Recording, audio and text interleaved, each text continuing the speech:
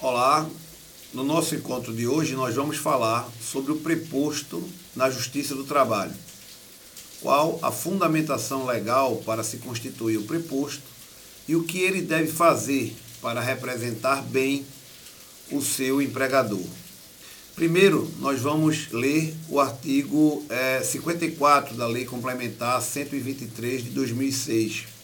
Ele estabelece a faculdade ao empregador de microempresas e de empresas de pequeno porte fazer-se substituir ou representar perante a Justiça do Trabalho por terceiros que conheçam dos fatos, ainda que não possuam vínculo trabalhista ou societário. Ou seja, no caso da microempresa e empresa de pequeno porte, o preposto pode ser uma pessoa, um terceiro, não necessariamente empregado. Podemos citar um exemplo, o contador da empresa. Temos ainda o entendimento que é pacificado da súmula 377 do TST. Vamos ler a súmula.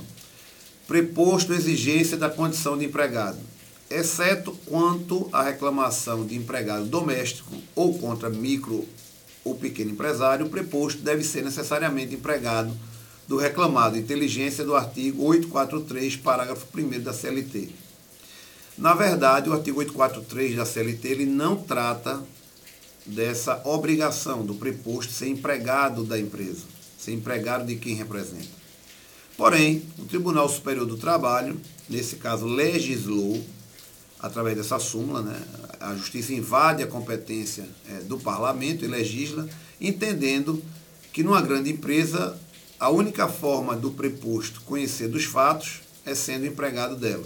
Eu particularmente discordo dessa posição, mas oriento a qualquer empregador, não sendo micro ou pequeno empresário, que siga esse ditame da súmula 377 do TST. Por quê? Porque se não for cumprido isso, pode o juiz do trabalho seguir a súmula e considerar irregular a representação do empregador da empresa no processo. Com isso, vai acontecer uma revelia, que significa dizer o não comparecimento da parte da empresa para se defender. Outro tópico que eu gostaria de ler, para instruir essa nossa conversa, é qual o texto que deve constar da carta de preposição. Então, a carta de preposição é uma carta simples que deve constar a razão social da empresa, o endereço, o CNPJ e constar, conforme disposto no artigo 843 ou na súmula que eu já li para vocês, a 377, o reclamado nomeia como preposto, coloca o nome do preposto completo, a função para representá-lo perante a Justiça do Trabalho na reclamação trabalhista que lhe move, coloca o número do processo. Importante frisar também que a carta de preposto ela pode ser genérica, não se referir a um processo especificamente. E concluir que o preposto ele está sendo constituído com poderes para fazer acordos, transigir, pagar, receber da quitação e praticar todos os atos necessários ao fiel cumprimento da presente preposição. Coloca a data, a assinatura, o representante legal da empresa deve estar qualificado e esta carta deve ser acompanhada do contrato social da empresa para comprovar que quem concedeu os poderes ao preposto realmente é sócio da empresa ou tem poderes para isso. O que é que o preposto deve fazer perante o judiciário trabalhista? Bem, primeiro, ele deve se inteirar dos fatos.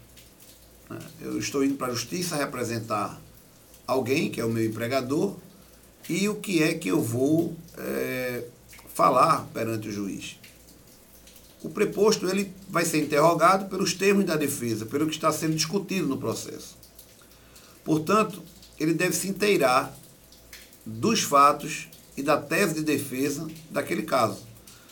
Tratando-se de um reclamante, uma reclamação comum, qual a data de admissão, qual a data de demissão, a função do reclamante, o salário, qual era a jornada, quais os setores que ele trabalhou, quais são os pedidos que ele está fazendo no processo, qual é a defesa da empresa em relação a esses pedidos. Porque tudo que ele vai ser demandado, vai ser perguntado pelo juiz, ele deve responder seguindo esse roteiro da defesa, deve repetir os termos da defesa.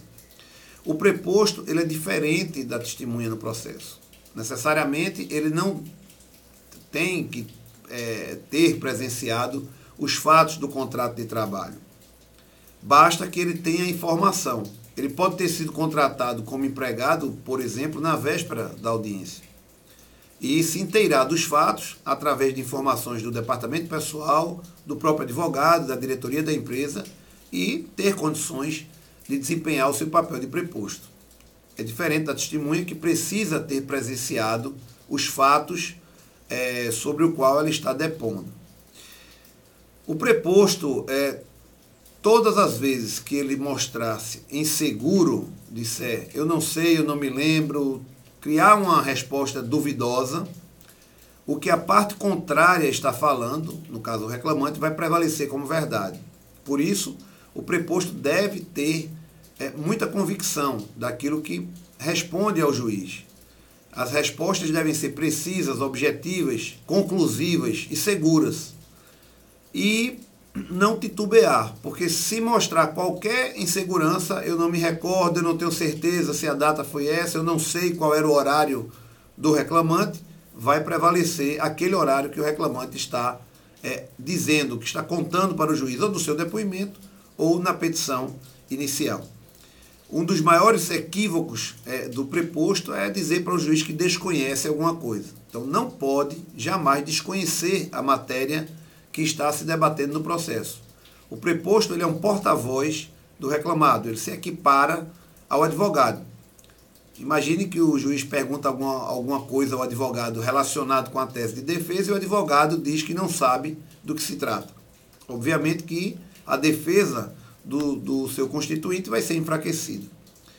Então, os principais pontos em relação ao preposto, sendo importante ressaltar que no caso do empregador doméstico, ele também, como micro e pequeno empresário, ele pode se fazer representar por um terceiro que não seja seu empregado.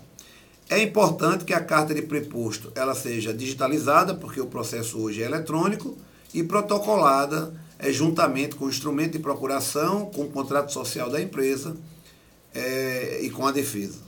São essas as nossas ponderações em relação à participação, à atuação do preposto perante a Justiça do Trabalho. Muito obrigado.